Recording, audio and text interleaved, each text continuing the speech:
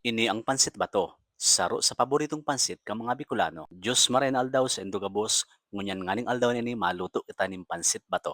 Ini ang pansit na dawa anong mangyari, dai ko talaga ipapadaog. Ang pinaka nakakaiba ngani sa pansit bato, tadawa ngani dai ka na maglaging sahog pagkasiraman garay kang namit. So panuna sa napalaan kapag nakulo nin sahog ang nilaag mo sa pansit bato, magiging delikado ta baka malingawan muna talaga ang pangaran mo. Kadakol pala ning pagpipilian ng pansit bato, igwang darakula, igwang saradit, igwang lapnad, igwang birilog. Pansit bato ang lapnad ha, baka kung anong lapnad na naman ang nasa isip nindo. Saro pa ngani sa pinaka the best kang pansit bato, pwede kang magluto na pinamara, pwedeng may sabaw. Pero syempre, mas gusto ko talaga ang dakulin sahog sa pansit. Syempre nganing mas lalong magsiram, mas lalo kang gaganahan magakan. Masiram ini, lalo na kung pirisan mo nin suwa, daw nga ni patak-patakan mo pa nin suka na may lada. Pwede mo man sabayan ni maluto, iyan ang tigapod sa muya na halo. Ngunyan nga ni, tas syempre luto na, makaraka na kita. Ano man tighalat nindo, kumuanak mo nin plato, tanganing mata na anindo na ining pansit bato. So ini palan ang sakuyang version kang pansit bato, sana nagustuhan nindo. Please like, follow, and share.